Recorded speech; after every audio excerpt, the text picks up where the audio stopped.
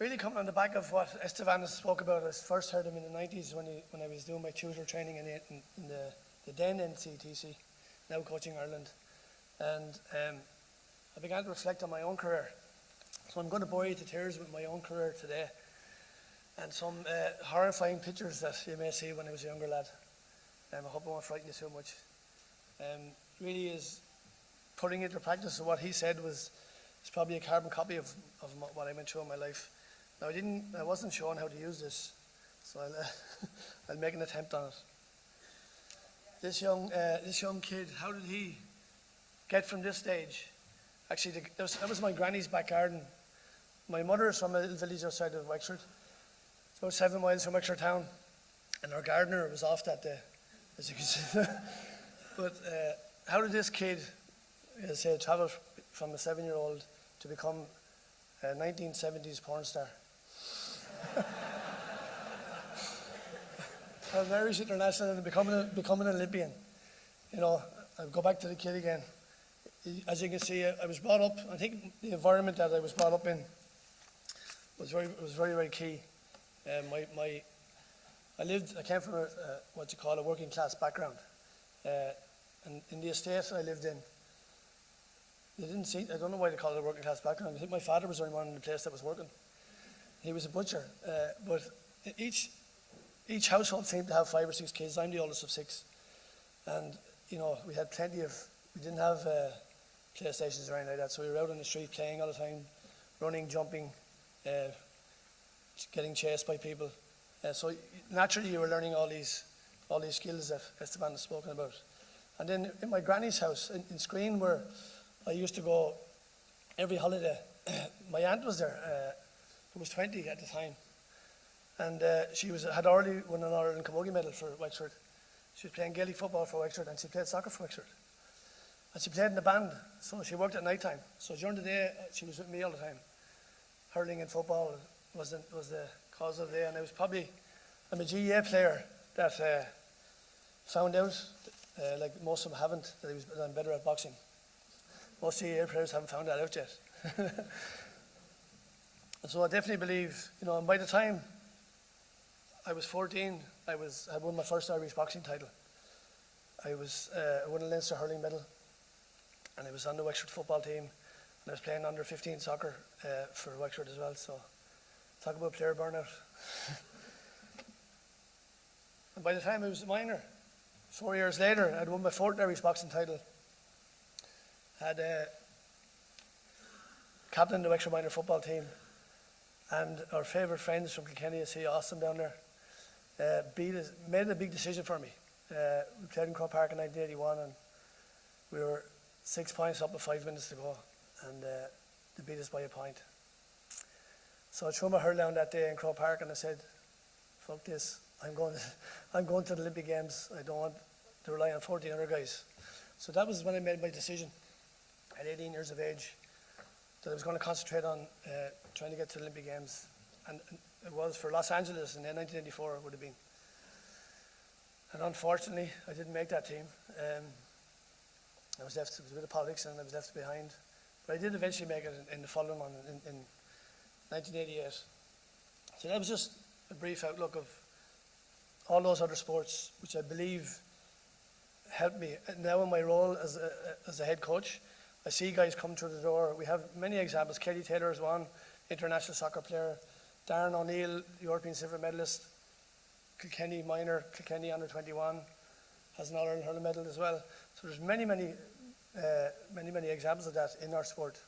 And there's also the other type. And those guys, great athletes, tremendous workhorses, but they will not make the next level. I've seen it critically with a lot of them. They don't have the coordination, the agility to move to the next level, to reach an international level, or maybe just national level, and they cannot take that next step. And I believe that they didn't, because they focus on boxing from a very young age, that they've missed out on all this. And I think that was critical to my development. And then there's people along the way. I just want to mention them all. My coaches. This is Kevin Murphy. The Murphy name is synonymous with the Five Harriers Hurling Club in Wexford Town. All his brothers. Kevin's in his mid-70s now. He won an award last year in Wexford for being the greatest liar. in Wexford. He walks around the street in Wexford and tells everybody stories about someone else up the street, and he's a great character. But he always knew how to treat people, and make you feel special. There wasn't a lot of money around at the time, and hurls were really expensive. And Kevin always said to me after training, because I had a habit. George O'Connor was my teammate, and I said, Billy, you're supposed to be hitting the ball. Because I broke 2 or 3 hurls every game I played.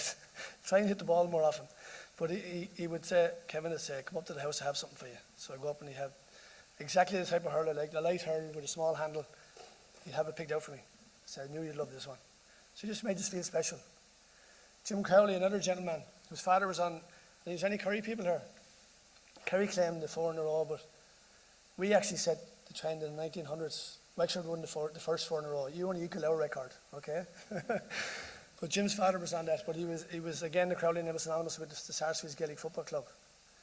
And I grew up in a tough background, a tough estate, and Jim had a car, and it was great to be getting, he had a estate car, and all the kids thrown into the back of the car and brought to the matches, and it was great for me to be getting a lift in a car that wasn't stolen.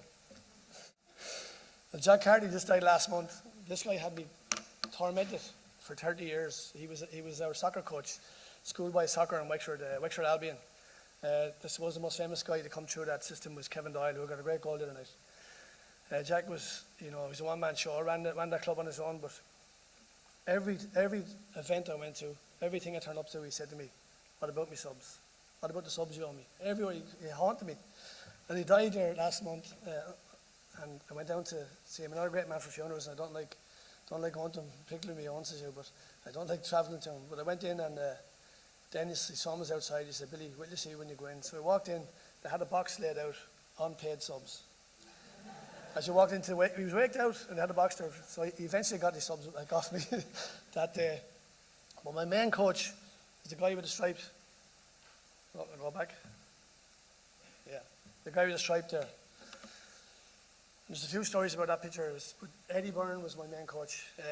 He brought me from a 7-year-old till when I was 25, and eventually fulfilled my dream to box in Olympic Games. The significance about that picture is, I'm talking about staying in your age groups. By the time I was 16, I had one 14-year-old Irish champion, 15, and then 16. And 17, then you're going into intermediates class. And you can fight guys up to your age of 25. And I was bulling to get into the intermediates, and he wouldn't let me. He had me back that year at 17, which now reflecting, I think it was a critical time. He did keep me meaningful competition. I went to England a couple of times to fight on 2 shows in my own age group. I went to Germany and fought in my own age group. And that year, I was devastated. He wouldn't let me even go into the Leinster intermediates, but he held me back. And then the following year, I went into intermediates and won them. As you can see, I broke my hand in it. And the fella behind me, on the right hand side, was my clubmate. I broke my hand on him in the semi-final. So I fought the final with a broken and won it. But and again, I think that was the key. And I wasn't sure whether he was going to put me into the national seniors that year. I was 18. But that breaking my hand made up the decision because it was on a month later. So I had to wait another year till eventually, because some of these pictures are scary, aren't they? So until I eventually became senior champion at the first attempt at 19. And without those 3 years of development and maturity, I don't think that would have happened. Another key thing about it, the guy with the moustache there looks like a Mexican, is Tommy Byrne. He's actually Eddie's brother. They don't look a bit alike. But great characters, always fun. They had a band called the Three Amigos. For one, obviously didn't go to the moustache for that. We just said he looked like that. And one of their brothers was a stand-up comedian. So you can imagine my growing up as a kid. And Eddie had a knack at the most trying moments, the most nervous moments as you're getting into the ring. He'd crack a joke. He'd have you in bits going in just to take your mind off and in the change room. And something that I bring to my own coaching at this point in time is just being funny around the most stressful times and occasions. And and the key thing in this, and I could ask all of you, if you had a star in your gym or a star in your field, would you give him to somebody else? Well, this is what Eddie did. I can remember at 14 how he upskilled himself. I remember him going to Coleraine University for a week. There was a Russian coach over. He went up there. I remember him coming back to the gym and the new things that he had learned. And 10 years later, Nicholas Cruz, the Cuban coach, came to Ireland And I was the only one that understood what he was talking about, because Eddie had been teaching me. And I used to demonstrate for the rest of the team the skills and stuff that Eddie had learned. And today, a lot of them they're still very relevant to what I do. So the guy was way ahead of his time. But he knew his limitations. And his brother Tommy was very good at footwork, very good at head movement, which I needed, which I didn't learn a lot about, but I needed it. And Eddie was very aggressive. So he transferred me over to Tommy.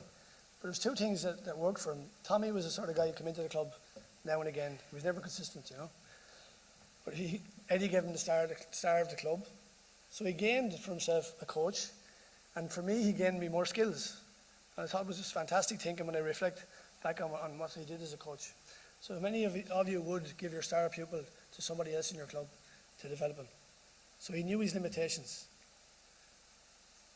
The lessons I learned from all those guys make your sport enjoyable. My sport was so much fun, and it still is to this day.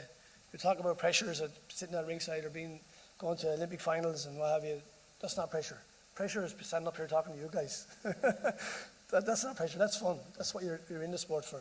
Be passionate and committed. All those people that have helped me along the way were also passionate and committed. And I think a lot of it's rubbed off on me, and I'm very, very passionate about what I do. Keep your athletes in their age groups. You know, give them that year or two.